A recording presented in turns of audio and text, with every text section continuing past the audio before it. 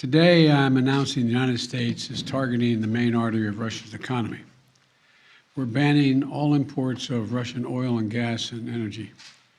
That means Russian oil will no longer be acceptable at U.S. ports, and the American people will deal another powerful blow to Putin's war machine. This is a move that has strong bipartisan support in the Congress and, I believe, in the country.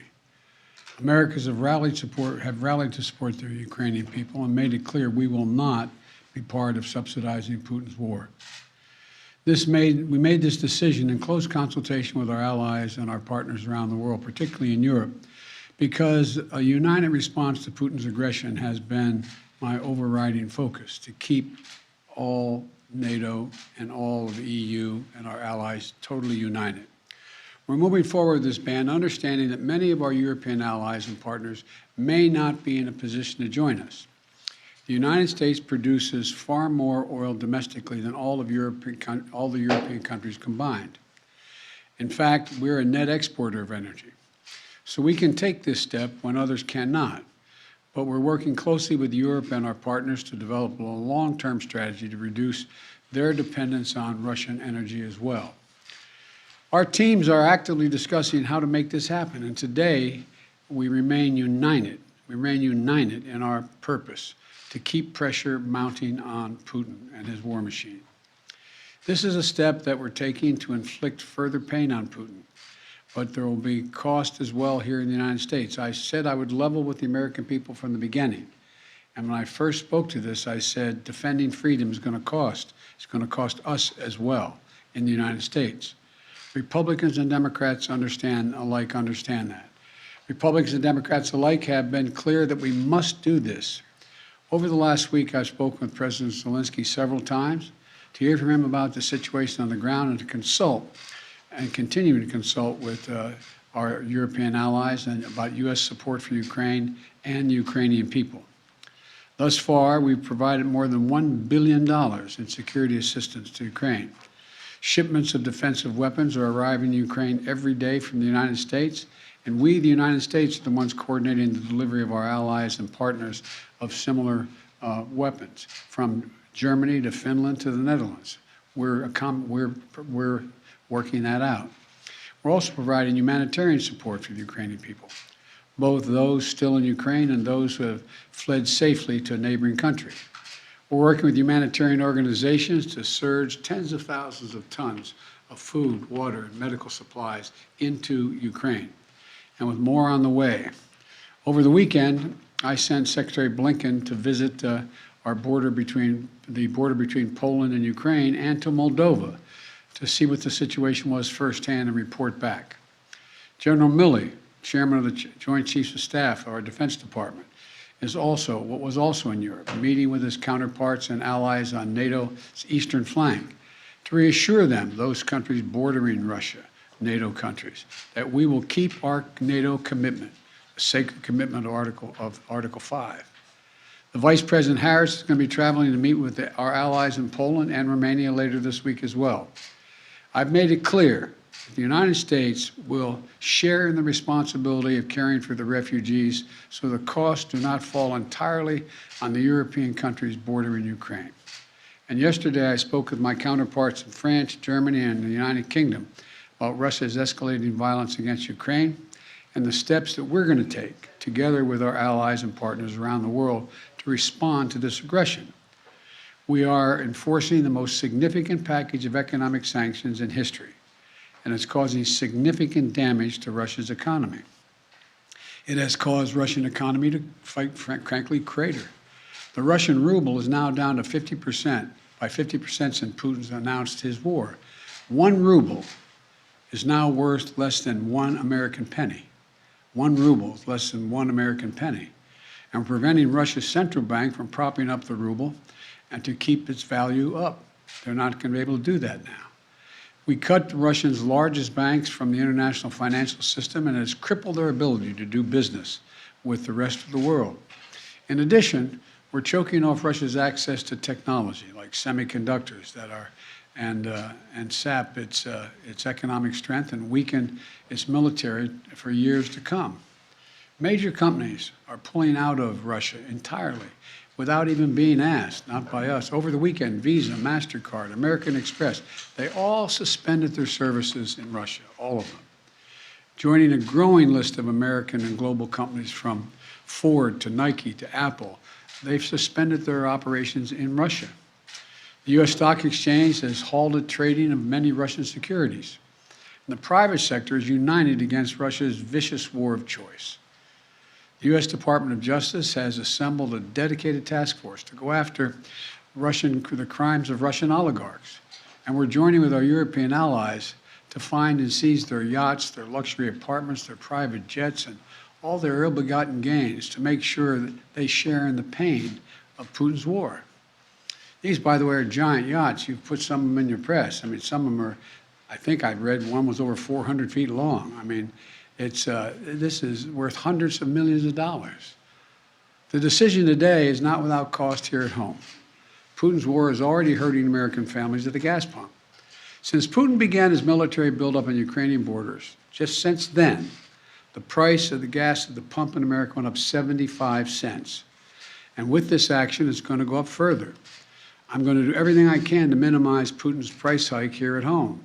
In coordination with our partners, we've already announced that we're releasing 60 million barrels of oil from our joint oil reserves. Half of that, 30 million, is coming from the United States.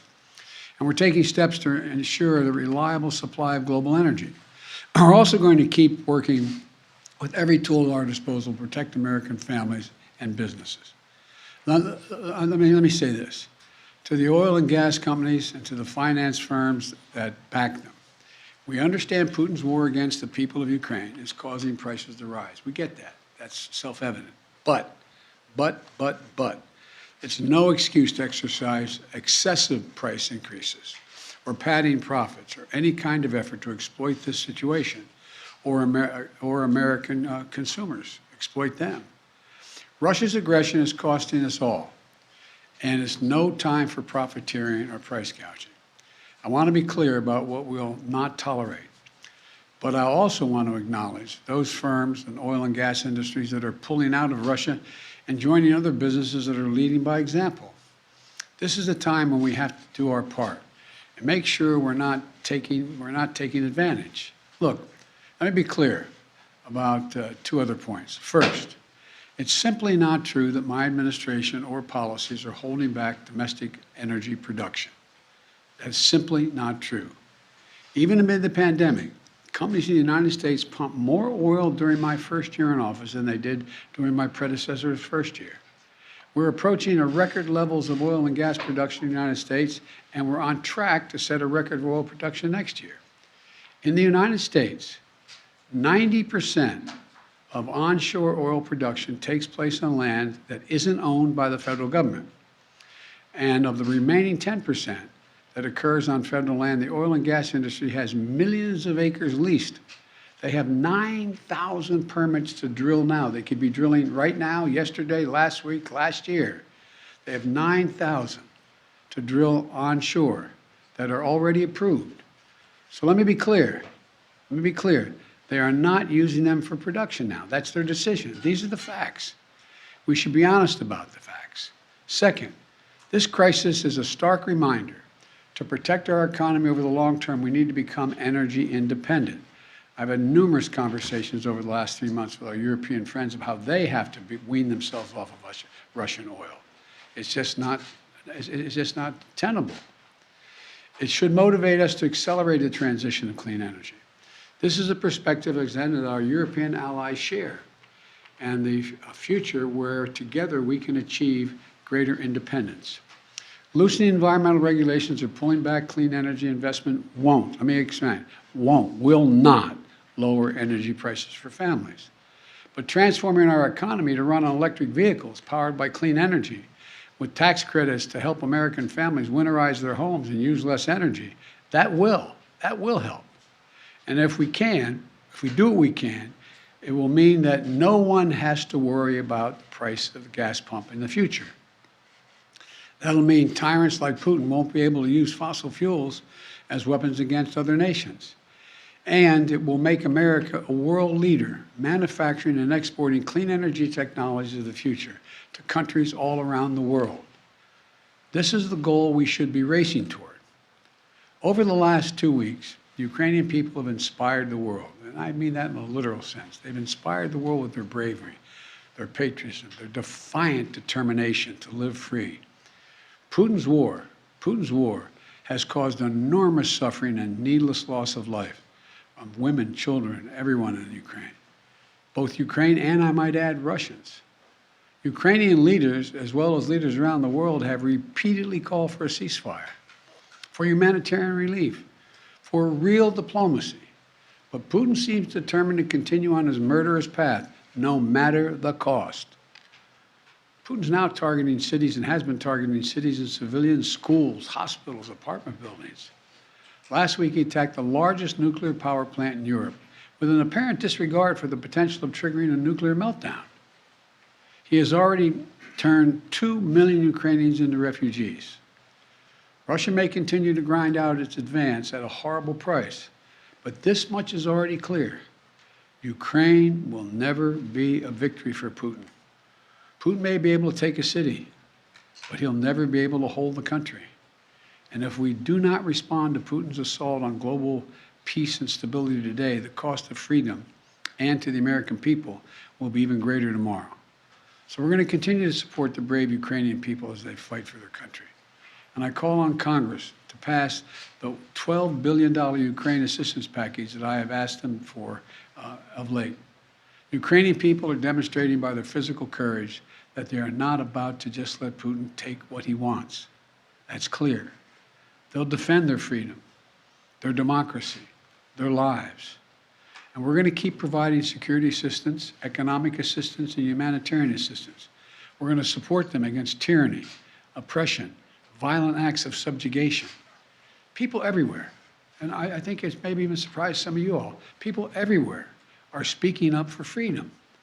And when the history of this war is written, Putin's war on Ukraine will have left Russia weaker and the rest of the world stronger. May God bless all those heroes in Ukraine. And now I'm off to Texas. Thank you very, very much. I know there's a lot of questions. I know there's a lot of questions, but there's a lot more that has to be made clear, and I'm going to hold on that until we get more information. Thank you. Appreciate it.